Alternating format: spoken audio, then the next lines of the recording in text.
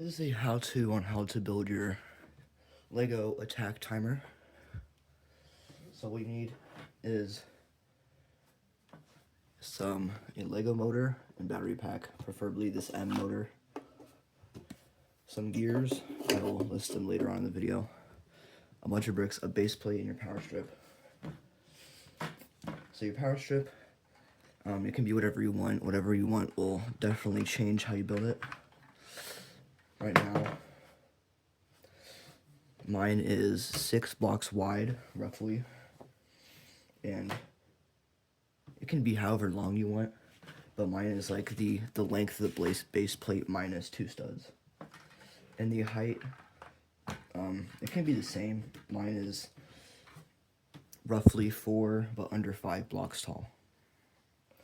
So how to build this, you want to, it can be anywhere, but like probably not in the middle, because if you're, however you're building your gearbox, might affect your space.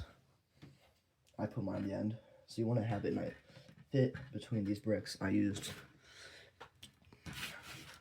2 1x4 1x4s at the end, 3 2x4 bricks up on the bottom, and up here I used some, well, so 1x6s with a notch for the power cord, and some 2x4s, and some 2x2s, and also some 1x4s. Should just fit right there.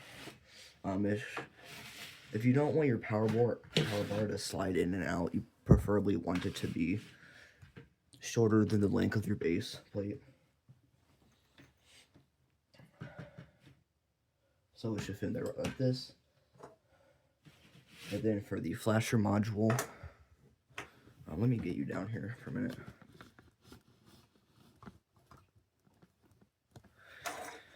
The flasher module is made out of, for my height of the power bar, I used, on top of these, I used 2 2x4 bricks, 2 2x4 plates, and then 2 1x4 technic bricks to hold my axle. My axle is, it can be however long you want, but don't make it too short. It is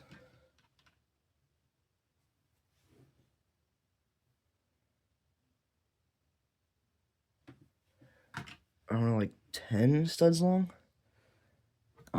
And you need 2 of these little technic beams with the axle holes. You can orientate them like 180 degrees or 90 degrees, whatever. I have these here just to keep it from sliding around.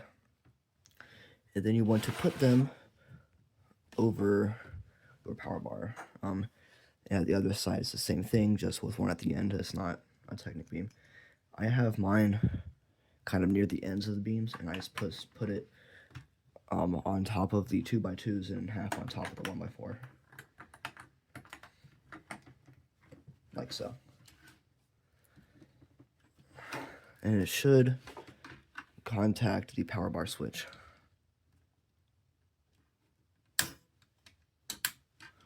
It might be a bit stiff.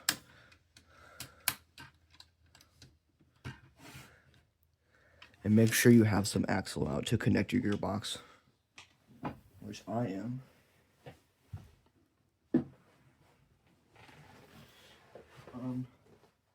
Brett.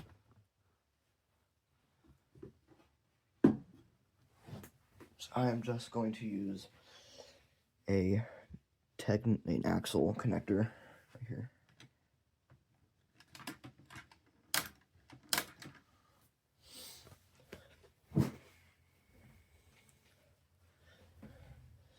And then, I don't care what you do, you can put something on top to keep them from separating.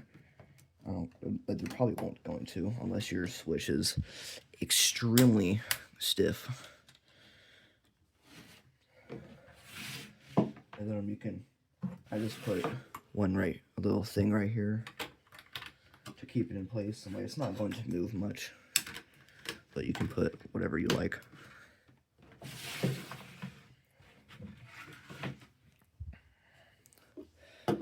Then for the gearbox, I'm just going to build it for you.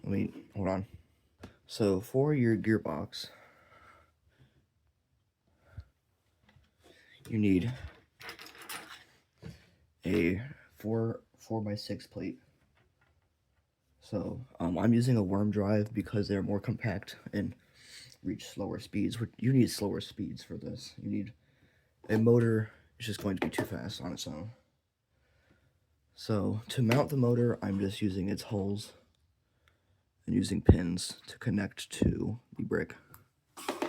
So you need 2 pins on a 1x4 beam.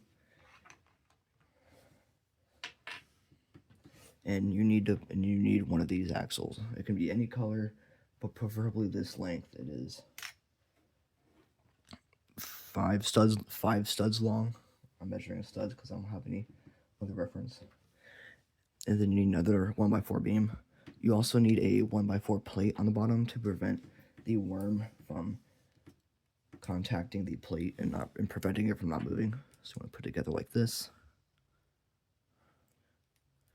Put the worm on, pass it through, mount it.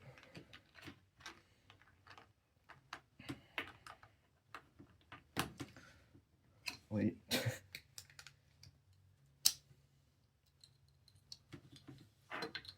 Like that. Then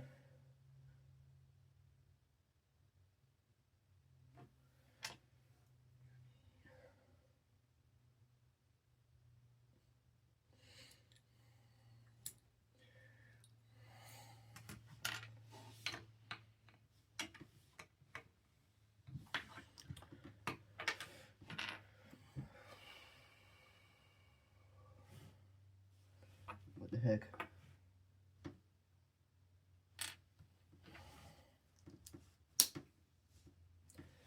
So for my gearbox, you need one of these with 2 1x6 technic beam with 2 1x4 plates on the bottom, and a 1x4 technic beam with 2 1x4s on the bottom.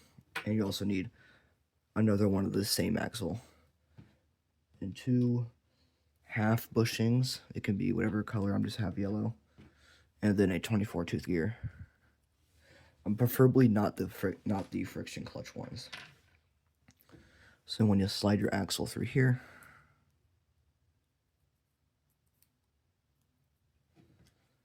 put your bushings on. Okay, this one's a bit stiff. Here. Slide a single bushing on, make sure it's not too tight. And then put your gear on. And then put your other bushing on. And then put it through the second hole on your other beam and place it on. This should contact the worm. Right, cool.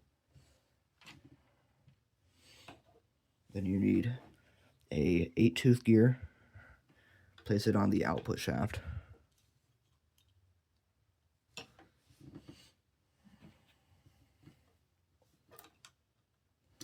Well, actually, hold on. The thing I recommend before doing is taking your 4-stud long axle with these stoppers. Make sure these have the stoppers at the end. And putting it through the 4th hole. And then placing it on. And place your 8-tooth on.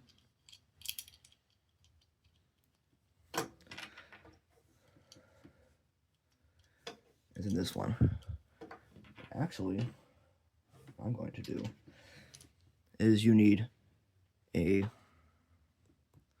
1x4 technic beam on top of 2 1x4 like normal bricks, because 1, 2, 3 plates equals 1 block. So you want to put your gear on. .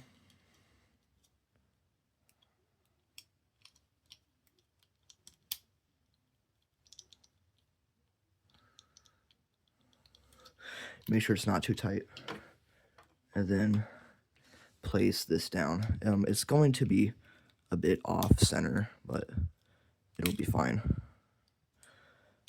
Make sure your worm shaft doesn't fall out because it doesn't really hold it tight. Then you have this.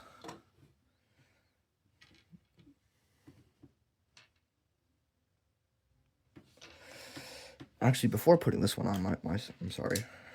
Put this through. And then put a gear on, another 24 tooth on there.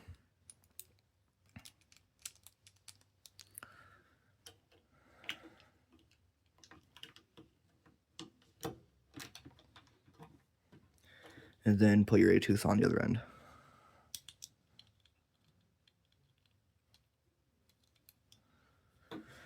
Then you can attach, for my height above the base plate, it is, for me, two 2x4s on a 1x4 plate.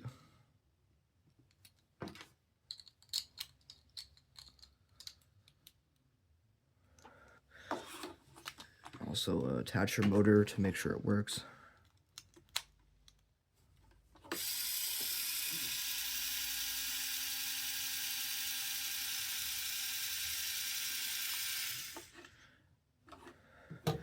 And then you attach it to your little clicker right here.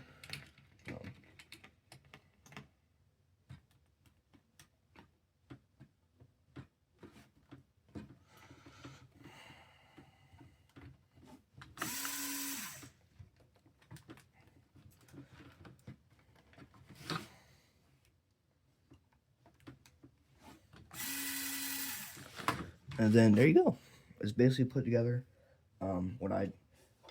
You can also, if you want to make it faster, this is as slow as it could be. You can switch out those gears for these. You can put one here, and then a little one here, or you can swap them all out.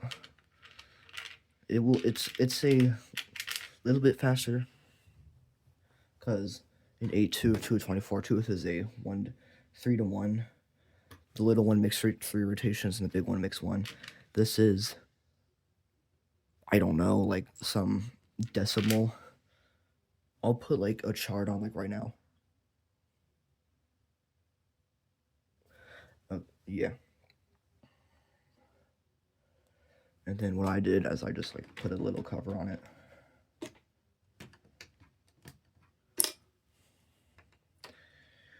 Using some 1x4s and a 4x6 plate.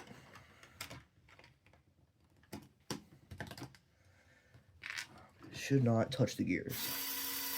It doesn't. And then you can attach your battery box. I'm just using some, like you can use a 1x4. I'm just using a 1x6 on top of some because you're going to need some on the bottom anyways. And you just place it down. And basically it's done. You can use an L motor because they're about the same RPM, or an MM motor. Don't use an XL because they are super slow. Like you actually can, but you would have to change some things with the gearbox. That is basically it. How I have it is this cam is the off switch and the other one is the on switch. So when you turn it on, mine's rotating clockwise.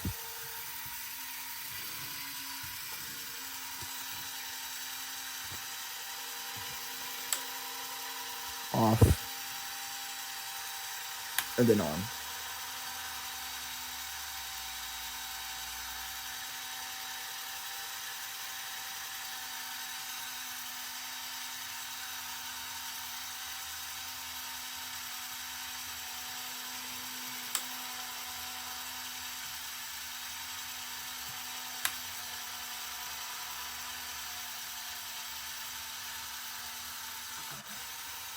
Yeah.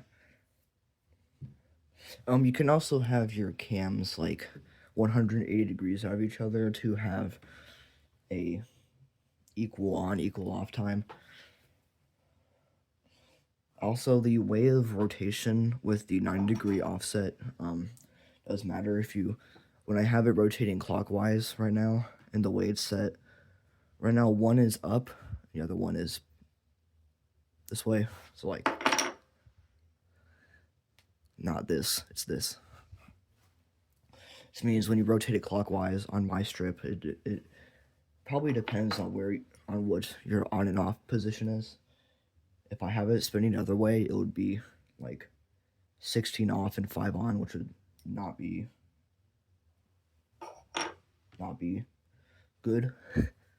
Yeah, that's basically it. I don't really have anything to test it on because I don't even know the siren. Yeah. That's it.